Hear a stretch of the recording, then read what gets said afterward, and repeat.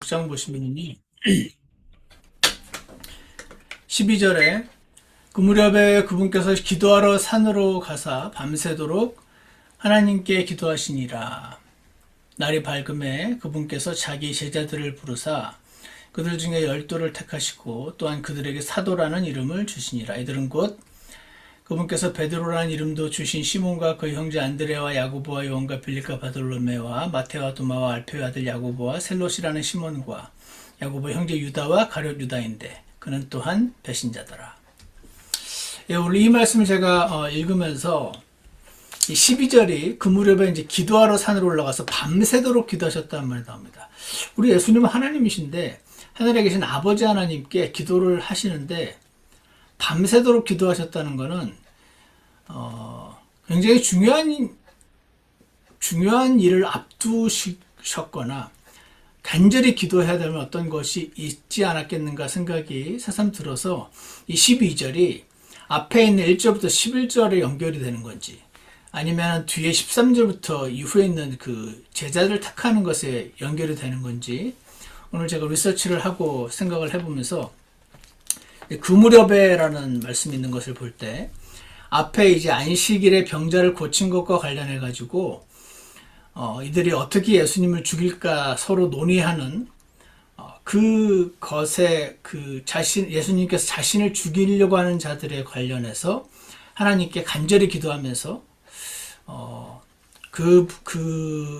이 상황을 하나님께 맡기는 그런 기도를 간절하게 하신 걸 수도 있고 아니면 뒤에 이제 12명의 사도를 택하면서 이 굉장히 중대한 일이라고 여기신 예수님께서 이 누구를 선택하실지 12제자를 선택하시는 것 관련해서 밤새도록 기도하신 걸 수도 있고 아니면 둘 다 할 수도 있는데 제가 오늘 찾아본 결과는 대부분의 학자들이 앞의 내용도 뭐 꼭 없다고 말할 수는 없으나 이 전체 문맥상이라든지 그 무렵에라는 표현이 바로 앞에 있는 내용과 연결되기보다는 제자들을 택하는 것과 관련된 것이라고 설명을 하는 걸 보면서 저도 그렇게 합당하게 여겼습니다. 그래서 다시 정리하자면 예수님 입장에서는 이 제자들을 선택해야 하는 문제가 엄청 중요했구나. 본인이 하나님이신 예수님께서 밤새도록 기도하셔야 될 만한 일이었구나. 아마도 추측이지만 누구를 택해야 되는지를 놓고 아버지 하나님께 여쭙고 아버지 하나님께서 명단을 제시해 주신 건가? 이런 생각도 해봅니다. 자, 그런데 맨 마지막에 16절 그렇게 간절하게 기도해서 하나님께 명단을 받아서 응답을 받아서 제자를 선택했는데 그 중에 한 명이 가룟 유다인 거예요. 배신자. 그래서 제가 오늘 그 생각이 났습니다. 제가 한국에 친한 친구가 있는데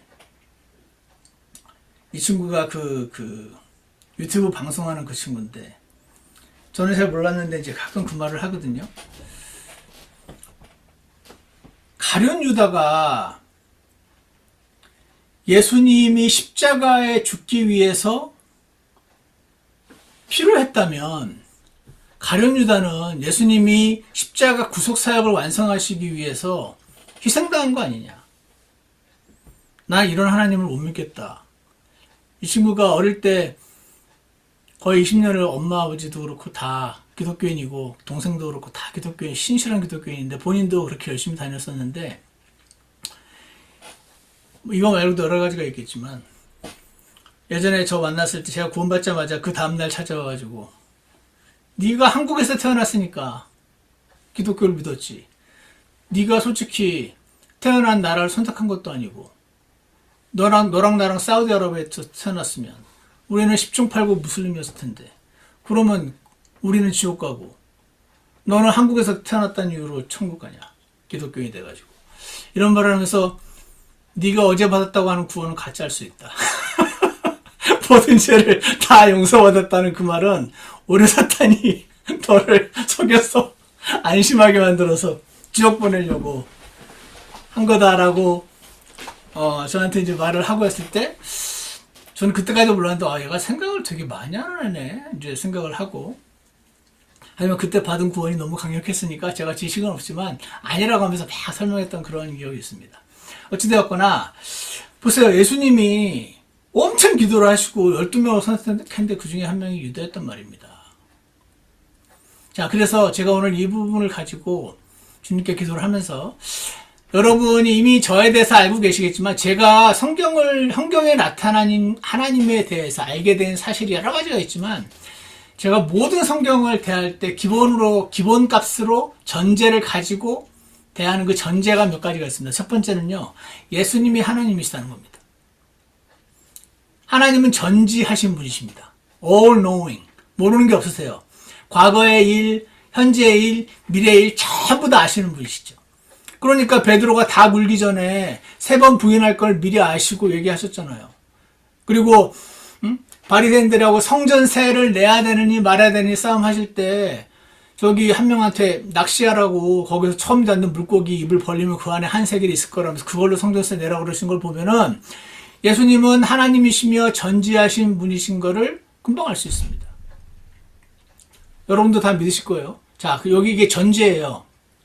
두 번째, 그럼에도 불구하고 예수님은 공생의 기간 동안 자신을 이 전지하심이라는 하나님으로서의 능력을 거의 제한하셨다.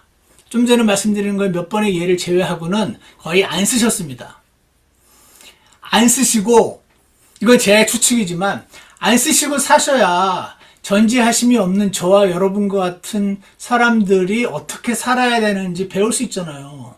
예수님은 이렇게 사는데 나는 전지하지 않고 당신은 전지하는데 당신은 그렇게 하시면 나는 전지하지 않으니까 나는 이렇게 못 살, 당신처럼 못 삽니다. 이러면 안 되잖아요, 사람들이. 이건 제 생각입니다. 어쨌거나 확실한 건 이분은 자신의 전지하신 능력을 거의 제한하셨습니다. 전적으로 아버지께 의존하셔서 사셨습니다. 그래서 필요한 게 있으면 기도하셨지. 그거 다 나 아니까 하고 기도할 필요가 뭐였습니까? 아는 사람이. 그렇게 안 사시고요. 때로는 밤새도록 기도하셨습니다. 그러니까 마가복음 13장에서 예수님이 다시 온다고 하시니까 언제 오시냐고 그랬더니 그날과 그때는 아무도 모른다. 천사들도 모르고 나도 아들도 모르고 오직 아버지만 아신다고 그러지 않으셨습니까? 전지하시면 아셔야죠. 하지만 이 문제에 관해서는 전지하심을 제한하신 거죠. 그리고 혈루병 걸린 여자가 몸에서 피가 나온 여자가 예수님을 만졌을 때 누가 내게 손을 대었느냐 그러잖아요. 그랬을 때 딱 보고 너구나 이렇게 하셔야 되죠. 전지하심을 사용하셨으면. 하지만 몰랐어요. 내가 내게서 이 많은 사람들 가운데서 예수님을 만진 거 가지고 누가 지금 예수님 몸 만졌냐 그러시면 어떻게 합니까? 이렇게 많은 사람들이 만졌죠. 그랬을 때 아니다. 누가 지금 날 만졌다. 내가 누군지 모르겠는데 내게서 능력이 나간 줄 내가 아노니 누군가 내게 손을 대었다. 이러셨잖아요. 그러니까 자, 예수님은 하나님이 그 전지하신 분이세요. 전지하심의 능력을 가끔씩 사용하셔서 우리에게 이분이 하나님 맞구나 하는 걸 보여주셨어요. 그럼에도 불구하고 두 번째는 공생의 기간 동안에 이 전지하신 능력을 가능하면 사용하지 않으셨다. 이것도 팩트입니다. 세 번째는요. 성경에는 God's sovereignty and man's responsibility 라는 신학자들이 만들어낸 표현이 있습니다. God's sovereignty, 하나님이 주권자이시다. 어떤 사람이 죽고 살고 병 걸리고 낫고 뭐가 되고 안 되고 이 모든 것이 그 사람 개인의 선택과 물론 노력에 달려 있겠지만 우리는 다 알죠. 아무리 내가 열심히 노력해도 아무리 열심히 공부해도 시험 쳐야 되는 날 그날 내가 교통사고 나가지고 시험 못 보면은 그 대학교 못 들어가고 알잖아요. 내가 아무리 타고난 머리가 좋아도 내가 이렇게 공부할 수 있는 여건이 안 되었으면 나는 지금 공부해서 의사가 되는 거, 변호사가 되고 하는 거 불가능했다. 그래서 자기 객관화가 된 똑똑한 사람들일수록 알죠. 내가 똑똑한 건 하나님의 은혜요. 그것과 상관없이 오늘의 내가 된 것은 하나님이 베푸신 거 아니면 불가능하다. 이게 뭡니까? God's sovereignty. 하나님이 주권자시다는 겁니다. 동시에 그럼 하나님은 다 아시니까 나는 마음대로 살면 되겠네. 어차피 하나님이 마음대로 다 하실 건데. 성경에는 그렇지 않다. Man's responsibility. 하나님이 주권자이신데 사람에게도 책임을 물으신다. 이 두 가지는 사람의 머리 안에서는 양립 불가해 보이나 하나님께서는 아니다. 이거 두 개는 양립 가능하다라고 우리에게 말씀하시는 겁니다. 그래서 신학자들이 쓰는 표현이, 여러분, 신학자들이 쓰는 표현이라기보다, 제가, 여기 있나? 자, 요거를, 예? 뭔지 모르겠는데, 박스인데, 요거를 이렇게 들고 있잖아요. 요거를 제가 3초 뒤에 떨어뜨릴까요? 계속 붙잡고 있을까요? 여러분은 모르시죠? 여러분이 붙잡고 있을 겁니다. 그럼 제가, 이렇게 할 거 아닙니까? 떨어질 겁니다. 그럼 제가 붙잡고 있었겠죠. 하나님이 저한테 너는 그걸 떨어뜨릴 것일 겁니다. 그럼 제가 붙잡고 있고. 이해가십니까? 하나님은요, 제가 이거를 3초 뒤에 떨어뜨릴지 붙잡고 있을지 미리 예정해 놓지 않으셨어요. 그죠? 근데 제가 이걸 3초 뒤에 떨어뜨릴지 붙잡고 있을지 미리 아실까요? 아시죠? 그래서 표현상 predestination, 예정. 하나님은 내가 이걸 떨어뜨릴지 예정하지 않으셨습니다. 사람에게 자유의지를 주셨거든요. 하지만 내가 3초 뒤에 이걸 떨어뜨릴지 붙잡고 있을지 아시죠? 왜냐하면 그분은 시간이 제약이 없으신 분이니까 지금 이 상태에 있다가 3초 뒤로 가시면 아는 겁니다. 내가 20년 뒤에 어떻게 됐을지 미리 정하지는 않으셨지만 20년 뒤에 가셔서 나를 보시면은 현재를 보시듯이 보시는 분이, 그분은 시간의 제약과 공간의 제약이 없으신 분이니 foreknowledge, 미리 아심, 내가 무슨 선택을 할지 어떻게 행동할지 다 아시죠. 하지만 내가 20년 뒤에 뉴저지에서 지금 금요일 8시에 성경 공부를 하면서 아이폰을 들고 있을 것이다. 갤럭시가 아니라. 이렇게 예정해 놓지 않으셨다는 겁니다. 이게 이렇게 믿는 분들이 있어요. 예전에 밴쿠버에서 굉장히 설교를 잘 하시는 무슨 목사님이라고 있었는데, 그분이 이제 교회에서 CD를 만들어가지고 막 하나름 마켓 같은 데 막 넣었거든요. 그래서 제가 거기 있는 것들 몇 개 집어가지고 가끔 듣는데, 와, 이 목사님은 정말 잘 가르치는구나 라고 생각했었는데, 그분이 어느 날 그러더라고요. 하나님은 창세전에 여러분께서 지금 갤럭시를 쓸지 아이폰을 쓸지 다 예정해 놓으셨다고. 그래서 와, 진짜 이렇게 제가 책에서만 봤지 실제로 이렇게 믿는구나, 장로교 목사가 하는 이제 그걸 경험한 적이 있어요. 자, 그래서 그분은 잘못 믿는 것이고, 제가 믿기로 저는 하나님은 미리 아시지만 하나도 예정해 놓지 않으셨다. 오히려 사람이, 그러니까 하나님은 자신의 뜻을 이루기 위해서 어떤 사람이 어떤 선택을 하도록 미리 예정해 놓지 않으셨습니다. 사람의 어떤 선택을 예정하지 않으셨고요. 사람이 자신의 자유의지를 가지고 선택하도록 하셨습니다. 자, 그래서 이 세 가지가 제가 기본값으로 갖고 있는 전제입니다. 자, 그러면은 좀 전에 말씀드린 것처럼 이제 유다를 포함해서 12명의 제자를 선택하시기 위해서 밤새 기도하셨다는 말은 자신의 전지하심을 제안하셨다는 의미죠. 그러니까 아버지께 물은 거죠. 응답을 받으셨다는 말입니다. 전지하심, 뭐든지 다 아신다는 그거를 사용하지 않으신 겁니다. 앞으로 이제 예수님의 대리자로서 이 땅에 남아서 사역을 해야 했던 사도들을 선택하는 일이었으니까 굉장히 중요한 일로 여기시고, 이렇게 밤새도록 기도해야 될 일인지 저는 잘 모르겠으나 예수님이 이게 필요하다고 생각하셨나 봐요. 그래서 이제 밤새 기도를 하셨습니다. 근데 여기서 이제 예수님은 유다가 배신할 걸 알면서 선택하셨을 수도 있고, 선택 시점에 하나님이 알려주셔가지고, 아니면 자신의 그 전지하심을 그때 순간 조금 사용하셔가지고 그랬을 수도 있고요. 아니면 진짜로 전지하심을 사용하지 않고 오직 기도만을 통해서 아버지가 말씀하신 사람들의 명단을 받아서 제대로 선택했는데 happen to be 나중에 배신하게 될 유다를 선택했을 수도 있고, 성경에 써있지 않아서 뭐가 맞는지 잘 몰라요. 그래서 이제 두 갈래 길이 있습니다. 사실은 엄밀하게 두 갈래 길은 아니고 두 가지가 약간 비슷해 보이긴 하지만 어쨌거나, 자, 일단 예수님은 자신의 전지하심을 사용하지 않으시고 하나님께 기도를 간절히 했어요. 하나님이 알려주셨어요. 그래서 이들을 선택하신 겁니다. 그래서 일단 모르고 전지하심을 사용하지 않고 모른 채로 12명의 제자를 선택하셨다면,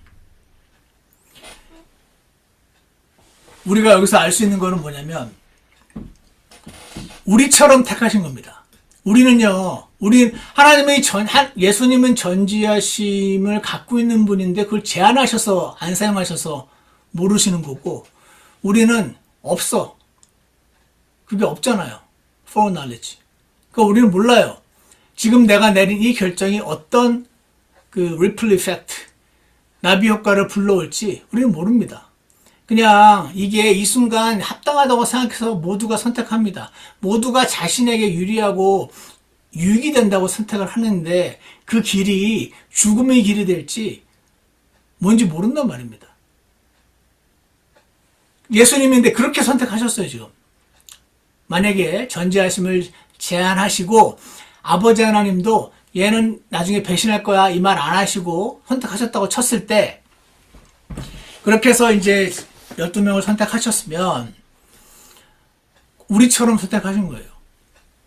하지만 이제 응답을 받으신 거죠. 그런데 어떻게 됐습니까? 그 결과 한 명이 배신을 하게 되죠. 12명 골랐는데 그 중에 한 명이 배신하는 겁니다. 그것도 밤새도록 기도하고 골랐는데 한 명이 배신하는 겁니다. 그러니까 여기서 우리는 뭐를 알 수 있죠? 그러니까 나도 간절히 기도하고 기도 응답을 받아서 어떤 결정을 내리더라도 여전히 문제들이 생길 수 있구나 하는 걸 배울 수 있죠. 내가 뭔가를 선택했을 때 기도를 안 해서 내 마음대로 결정해서 생긴 문제가 아니고, 내가 기도를 열심히 해서 기도 응답을 받아서 결정을 해도 하나님은 어떤 문제가 나에게 생길 수 있게 허락하실 수 있구나 하는 걸 배울 수 있죠. 그게 여기 기록된 그대로잖아요. 왜 그럴까요? 왜 그런지는 여러 가지가 있겠지만, 여기 보면은 그 생겨난 그 문제를 허락하셔서 그 문제를 사용하시죠. 그냥 선용이라고 표현하더라고요. 선하게 사용하신다. 합력하셔서 선을 이루시고 하나님의 뜻을 이루시게 되니 어떻게 됩니까? 그러니까 예수님이 간절히 기도하고 우리도 간절히 기도하죠. 응답을 받고 우리도 때로 응답을 받죠. 그 응답을 받아서 예를 들어서 뭘 선택을 했습니다. 미국을 오기로 선택을 했어요. 그러면 내가 확실히 응답을 받아서 왔으니까 나는 이제 탄탄대로만 걷겠구나. 아니다. 아닐 수 있다. 예수님도 기도하고 응답받아 결정했지만 가룟 유다 같은 자가 나타났던 것처럼. 근데 그 가룟 유다 같은 자가 나타난 그 일이 내가 기도 응답받아서 선택했음에도 불구하고 불거져 나오는 어떤 문제가 나를 갉아먹는 것이 아니고 그것을 하나님이 사용하셔서 하나님의 뜻을 이루시는구나 하는 것을 알 수가 있죠. 그러면 어떻게 해야 된다? 나는 안심하고 기도하고 응답받아서 계속해서 일들을 결정하면 되는구나 하는 것을 배울 수가 있습니다. 맞죠? 우리는 전제하지가 않거든요. 그래서 우리는 기도를 합니다. 예수님은 전제하시지만 그 전제하심을 사용을 하지 않으시니까 예수님이 이 공생의 기간 동안에 그분의 상황은 우리와 같은 상황, 같은 조건이었습니다. 예수님은 그래서 때로는 밤새 기도하셨습니다. 우리도 때로 밤새 기도할 수도 있습니다. 기도 후 응답을 받으셨습니다. 우리도 기도하고 응답을 받을 때가 있습니다. 그리고 인생의 중요한 결정을 내리셨습니다. 우리도 인생의 중요한 결정을 내립니다. 그렇다고 그 결과가 늘 완전한가? 그렇지는 않을 수 있다 하는 겁니다. 기도 후에 결정해도 의외의 결과가 생길 수 있기 때문이다. 그러면 내가 기도가 부족해가지고 이런 일이 생겼나 보네. 기도가 완전했으면 일이 안 생겼을 텐데 그런 건 없다. 그죠?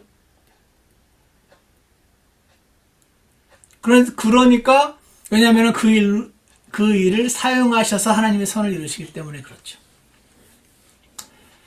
그러면은 보세요. 그러면 기도하고 결정 내려도 무슨 일이 생길 수 있고 기도 안 하고 결정 내려도 무슨 일이 생길 수 있는데 내가 왜 기도해야 되죠? 이럴 수 있죠. 그렇지 않습니까? 그럼에도 불구하고 저는 그래도 나는 기도하고 인생의 중요한 결정을 내려야 합니다. 왜냐면 예수님이 그러시기도 했고요. 기도하고 응답받아 결정을 내려야만 반드시 좋은 결과가 오기 때문에 기도해야 되는 게 아니고, 기도해서 응답받아 결정을 내렸을 때는 그 이후에 생기는 결과들을 하나님이 허락하신 걸 결과임을 확신할 수 있기 때문에 그렇습니다. 내가 기도 안 해서 이렇게 됐나 봐. 내가 너무 후회가 되네. 이럴 걸, 저럴 걸. 그때 그 땅을 살 걸. 그때 그 땅을 팔 걸. 예? 그런 거 하십니까? 이 주식을 내가 팔았어야 되는데, 이 주식을 샀어야 되는데. 그리고 이런 후회하지 않습니까? 왜 후회합니까? 앞을 모르니까. 그때 당시에는 그게 제일 좋다고 생각해요. 이 세상 그 누구도 내가 지금 이 선택을 내리면 나는 이 선택을 해서 반드시 망할 것이다라는 걸 알고 선택하는 사람은 아무도 없죠. 전부 다 이거 하면 잘 될 거라고 생각하고 선택을 하는데, 앞을 못 보니까 눈뜬 장님이니까 이상한 결과들을 맞는 거 아닙니까? 그런데 기도하고 응답받아 결정 내렸을 때 그런 어떤 이상한 결과가 보일 때를 우리는 확신할 수가 있는 거죠. 이건 내가 분명히 기도했지, 분명히 응답받았어. 그럼에도 나오는 결과는 예수님이 유다를 만난 결과랑 비슷한 거야. 하나님은 그 유다를 사용해서 하나님의 뜻을 이루는 도구로 쓰셨지. 하나님 분명히 이 일도 나의 어떤 하나님의 뜻을 이루시는데 도구로 사용하실 거야. 그럼 아멘. 하나님, 제가 믿음이 부족해서 이 상황이 어렵지만 제가 주님을 신뢰하고 나아갑니다. 이렇게 기도하기 더 좋겠죠. 그러지 않으면 어떻게 됩니까? 내가 기도하지 않아서 이렇게 됐나? 도대체 나는 팔자인가? 하나님 팔자 그런 거 없다는데 내가 아무리 봐도 팔자인 것 같아. 누구는 계속 승승장구하고 누구는 계속 뒤로 넘어져도 코가 깨지고 나는 이게 팔자인가 봐. 난 팔자란 말을 차마 교회에서는 말은 못해도 저 썩 깊은 속에서는 나는 팔자가 아주 싸납다. 걱정과 후회의 인생을 살 것인가? 그렇지 않으면 믿음으로 살 것인가? 그것을 도와주는 것은 우리가 기도하고 응답받아 움직였는가? 그렇지 않은가? 거기에 달려있다. 그리고 오늘 이 예를 통해서 보면은 내가 꼭 기도하고 응답 안 받아서 이런 일이 생긴 게 아니라 기도하고 응답 받아도 하나님은 때로 어떤 일을 허락하시는구나. 그 일을 사용하셔서 더 큰 목적을 이루시려고 하는 것을 알 수가 있습니다. 여러분, 후회하실 때가 있으시죠? 내가 왜 저 여자를 만나가지고 막 눈을 뽑아버리고 싶다. 그런 분, 제가 교회에서 몇 번 얘기했죠. 그때는 너무 이쁘고 착하고 좋은 줄 알았거든요. 후회와 원망. 쟤 때문에 이렇게 됐어. 쟤 때문에. 저 인간 때문에. 저 사람 때문에. 후회, 원망, 의심. 이거 뭡니까? 전지하지 않은 인간이 하나님과 연결되어서 이 세상을 생각하지 않을 때 반드시 생겨날 수 있는 삼형제. 후회와 원망과 의심. 이게 뭡니까? 이게 그냥 죄입니다. 이게 죄입니다. 그럼 어떻게 해야 됩니까? 후회할 때마다, 원망할 때마다, 의심이 들 때마다 회개하면 됩니다. 너 그리스도인이면서 어쩌면 후회할 수 있냐, 어쩌면 원망할 수 있냐, 어쩌면 의심할 수 있냐, 하나님 그러지 않으시고요. 이런 거 충분히 할 수 있는 자들임을 아시고, 할 때마다 나의 앞에 나와서 씻어라. 회개해라. 자백하라. 그분께서는 신실하시고 의로우셔서 우리들을 씻어주신다. 그렇게 말씀하시니까. 근데 제일 중요한 거는, 아무리 그리스도인이라도 살다 보면 후회하지. 목사님은 후회 안 하셔? 아무리 그리스도인이면 살다 보면 누군가 원망할 일이 생기지. 목사님은 원망 안 하셔? 이러시면 안 된다. 목사님은 그럼 의심 안 하십니까?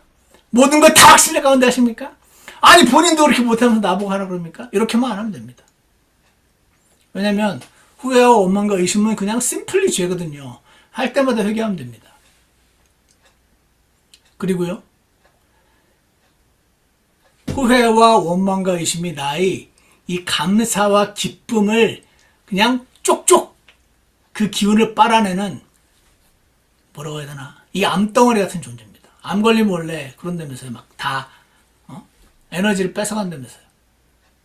이 후회와 원망과 의심이 우리의 에너지를, 성령의 능력을 뺏어가는 암 같은 존재입니다. 그러니까 이거 할 때마다 회개해야지. 아이, 크리스찬이 당연한 거지. 이렇게 안 사는 사람이 어딨어. 무슨 사람이 어떻게 100% 감사하면서 살아. 그러지만 않으시면 됩니다. 아, 이게 죄구나. 죄는 짓는 족족 이미 예수님 피로 다 씻어주셨으니 내가 후회하고 원망하고 의심하는 죄 짓는다고 해서 지옥은 안 가지만, 이게 나를 계속 하나님 앞에 못 살게 만드니까 할 때마다 회개하면 되는구나. 이게 첫 번째. 두 번째는 이걸 별로 안 하고 싶으시잖아요. 저는 행복하게 사는 게 좋거든요. 근데 후회와 원망과 의심이 있으면 절대 행복할 수 없어요. 그러니까 어떻게 합니까? 기도 후 응답받아 선택하고 결과를 받아들이기로 주님 앞에 결심하는 거죠. 예수님이 그러셨듯이. 성경은요, 로마서 14장 23절에서 의심하고 먹는 자는 정죄를 받나니 이는 그가 믿음을 따라 먹지 아니하기 때문이라. 그러니까 의심과 믿음은 반대예요. 무엇이든지 믿음에서 나지 아니하는 것은 죄니라. 믿음으로 하나님께 응답을 받아 확신 가운데 걸어가지 않는 모든 것들은 이럴 거 그랬나 저럴 거 그랬나 이거 다 죄다라고 분명히 선언을 하셨습니다. 로마서 14장 23절에서. 그러니까 이러시는 거 아닙니까? 고린도전서 10장 31절. 먹든지 마시든지 무엇을 하든지 모든 일을 하나님의 영광을 위하여 하라. 이 말은 모든 걸 믿음으로 하라는 말과 동의합니다. 그러니 어떻게 해야 됩니까? 기도하고요. 응답받아 결정하고 그 결과를 주님께 담담히 받아들이고 이것을 사용하셔서 하나님의 뜻을 반드시 이루어 주시라고 기도하고 그렇게 해야죠. 근데 이제 마지막으로 한 가지만 말씀드리자면 우리가 이제 간절히 기도하는데요. 지금 예수님은 밤새 기도하셨잖아요. 분명히 응답 받으셨을 거예요. 예수님은 응답받지 못한 기도가 없잖아요. 근데 우리는 안 그렇게 기도하거든요. 기도를 했는데 확실한 응답이 오지 않을 때가 있어요. 올 때도 있고요. 그때는 어떻게 하죠? 저는 저걸 하나 배웠습니다. 제가요, 기도했는데 응답이 안 오는 이유는 네가 이미 갈 길을 정해놨기 때문에 하나님이 안 알려주신다. 그런 말을 예전에 조지 뮬러라는 그 기도의 사람이 했을 때 제가 와 대박, 내 마음속을 꿰뚫어보는구만 라고 생각을 했었습니다. 그래서 제가 어떤 일에 있어서 원함을 내려놨습니다. 주님, 제가 A를 하라고 하시면 하고요. 나는 A가 싫지만, B가 싫지만 B를 하라고 하셔도 하고요. 뭐든지 시킨 대로 하겠습니다. 어떻게 할까요? 라고 질문을 했습니다. 기도를 했습니다. 제가 사람이 마음속에서 A냐 B냐 주님 제가 A로 갈까요? B로 갈까요? 선택을 하라고 선택의 기로에 섰을 때 사실은 마음속으로 A라고 하면 싫어. B로 해야지. 그치만 기도한단 말이에요. 왜냐면은 사람 마음으로 정하고 나서 자기가 정한 거를 말을 해주길 원하거든요. 여러분 조언 구할 때 보십니까? 사람들이 자기가 A를 하고 싶어요. 근데 저 사람한테 물으면 A 하지 말라 그럴 것 같아요. 그럼 그 사람한테 갑니까 안 갑니까? 그 사람한테 안 가는 경우가 많이 있습니다. 저는 개인적으로는 퍼스널리 성격이 달라서 그런지 그건 이해가 안 가는데 그럴 건 뭐하러 묻나 싶은 생각이 있는데 어쨌거나 제가 그동안 보니까 그런 사람이 아주 많습니다. 그게 뭡니까? 이미 마음이 정해졌습니다. 그럼 묻지 말아야지. 근데도 묻습니다. 물어서 자기가 가기를 정하기를 그게 맞다란 말 듣고 안심하고 싶은 겁니다. 그 쓸데없는 안심 아닙니까? 나도 정하고 얘도 맞다고 하지만 사실은 그 길이 죽음의 길일 수 있는 거 아닙니까? 둘 다 어차피 바본데. 둘 다 어차피 장님인데. 그러니까 쓸데없는 무의미한 짓인데도 불구하고 사람은 그래서 정하지 않고 이거를 내려놓기만 하면 하나님이 기도 응답의 90%는 여기에서 해결된다라고 조지 밀러가 본인의 경험을 써놨단 말이에요. 그래서 제가 그걸 해봤단 말이죠. 그래서 제가 주님, 제가 여기 남으라면 남을 것이고 저기 가라면 저기 할 것이고 저거 하라고 하시면 저거 할 것이고 뭐든지 하겠습니다 라고 기도하면 제가 응답이 올 줄 알았어요. 중원아, 저거 해라 하고 드디어 음성이 들리겠구나 했는데 한 달이 지나도 두 달이 지나도 응답이 안 와. 그래서 제가 알았습니다. 이거는 내가 기도가 부족해서 그런 걸 수도 있고 아니면 다른 걸 배우시라고 하는 걸 수도 있구나. 뭘까? 더 열심히 했습니다. 주님, 혹시 제가 또 붙잡고 있습니까? 붙잡은 거 다 내려놓겠습니다 하고 또 기도했습니다. 근데 그래도 응답이 안 닿아요. 그때 어떻게 하면 됩니까? 그때는 이렇게 하면 돼요. 이건 제 경험인데 그냥 성경에 써있진 않아요. 주님, 제가 지금 이 방향으로 자꾸 가면서 이게 맞다고 생각해서 가고 있어요. 제 기도도 했어요. 주님 아니라고 하시면 당장 때려칠 마음도 있어요. 근데 주님 말씀이 없으시네요. 그럼 그냥 계속 갑니다. 이렇게 하면 됩니다. 혹시 아니면 막아주셔야 됩니다. 전 그냥 갑니다, 일단. 이게 확실하니까요. 제가 알고 있는 모든 상식과 지식과 성경과 그동안의 경험을 통해서 이게 맞다는 걸 제가 아니까 갑니다. 아니면 막아주셔야 됩니다. 아니면 하나님 없는 거예요. 라고 하고 그 길을 가면 됩니다. 그러면요, 그때 나는 믿음으로 선택하여 믿음의 길을 걸어가게 될 것이고, 하나님은 여러분을 하나님 자신께로 더 가까이 이끄실 것입니다. 항상 그렇지는 않아요. 어떨 때는 응답을 정확히 주세요. 이게 신약시대 그리스도인이 기도와 응답과 관련된 길인 것 같습니다. 자, 정리하겠습니다. 예수님은 기도하셨어요. 그리고 유다를 선택하셨습니다. 그로 인해서 합력하여 선을 이루셨습니다. 우리 인생은 한 번뿐이죠. 그래서 우리도 중요한 일들을 놓고 기도하고 선택하고 결과를 믿음으로 받아들입니다. 제 생각에 내일 아침에 빨간색 입을지 노란색 입을지 막 기도하고 응답 빨간색이다 하다 그런 응답 기도를 필요는 없다고 생각합니다. 근데 중요한 일들을 놓고 예수님도 밤새 기도하신 거는 제자들 지금 할 때하고 몇 번밖에 안 기록된 걸 보면은 이렇게 기도를 간절해서 선택해야 될 만한 중요한 일들이라는 게 있나 보다 하는 걸 알 수 있죠. 중요한 일들을 놓고 기도하고 그 기도에 따라 선택하고 그 결과를 믿음으로 받아들이면서 가는 것이 전지함이 없는 내가 이 세상을 사는 방법이고요. 전지함이 마치 없는 사람인 것처럼 이 세상을 사셨던 예수님의 방법과 동일합니다. 그럼 어떻게 됩니까? 모든 일이 잘 풀립니까? 아닐 수도 있습니다. 잘 풀릴 수도 있고. 그거는 그분의 뜻입니다. 그것이 God's sovereignty. 하나님의 주권입니다. 하지만 하나님께서는 합력하여 선을 이루시겠죠. 그래서 나는 후회나 원망이나 의심 없이 믿음으로 가는 겁니다. 주님 혹시 아니면 바로 잡아주세요 하고 또 가는 겁니다. 제가 언제부터 그렇게 잘 알아가지고 모든 걸 다 알고 했습니까? 어차피 모르고 맨날 부딪히는데 주님 알려만 주세요. 제가 계속 고치겠습니다. 그래서요, 후회나 원망이나 의심은 죄입니다. 그러니까 이거 하면 상태가 나빠지는 겁니다. 죄를 지니까. 후회나 원망, 의심. 안 할 수 있습니까? 안 할 수는 없을 겁니다. 하지만 할 때마다 회개하기로 선택하는 것은 여러분과 저의 선택입니다. 하나님은요, 우리가 어떤 일을 반드시 하도록 어떤 일을 반드시 안 하도록 예정하지 않으셨습니다. 그거는요, 스토아 철학이에요. 그건 철학이에요. 사람이 생각하는 철학. 성경은요, 스토아 철학은 뭐라고 말하는지 아십니까? 우주의 모든 사소한 사건까지도 운명에 의해서 통제된다. 이게 뭡니까? 팔자. 이게 팔자소관이 스토아 철학에서 나왔습니다. 그러니까 저 스토아 철학이 어거스틴이 심취했던 철학이거든요. 그 어거스틴의 제자가 칼빈이거든요.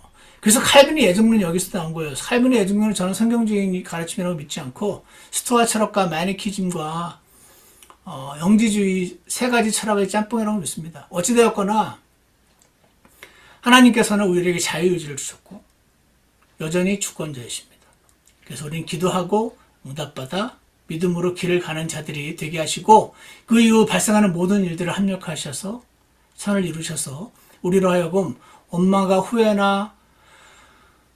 뭡니까? 또 의심 이 삶이 아니라 기도하고 확신 가운데 결정하면서 가면서 계속 기도하면서 주님께 인도함을 받아가는 그런 삶을 사는 것이 전지함이 없는 우리가 이 세상을 사는 지혜라고 확신합니다. 그 사랑하는 여러분, 후회와 원망과 의심을 할 때마다 회개하기로 오늘 결심하시기 바랍니다. 그리고 주님께 간절히 기도하여 응답받아 길을 가는 것을 더 잘 배우게 해달라고 기도하시면서 합력해서 선을 이루시는 주님을 많이 경험하며 믿음의 길을 잘 가시기를 원합니다. 기도하겠습니다. 선하신 하나님 아버지 감사합니다. 하나님의 예정하심과 미래하심이 사람의 이 제한된 머릿속에서 완전히 이해할 수 없는 그런 부분임에도 불구하고 하나님께서 오늘 예수님의 사례를 통해서 우리가 전지함이 없고 자유의지를 주셨음에도 불구하고 하나님의 여전히 주권이신 이 세상을 살아가는 지혜는 예수님처럼 기도하고 응답받아 선택을 내리지만 그 중에 하나가 유다 같은 자가 나타나더라도 받아들이고 합력하여 선을 이루게 달라고 기도를 하며 주님을 따라가는 길임을 고백합니다. 이 세상에 정말 수많은 일들이 수시로 튀어나와서 우리를 공격하는 것 같습니다. 주님 그 모든 일들 가운데 저희가 주님께 꼭 붙어서 믿음의 길을 걸어갈 수 있도록 그렇게 인도해 주시옵소서. 예수님 이름으로 기도드렸습니다. 네. 예, 그럼 우리 찬송가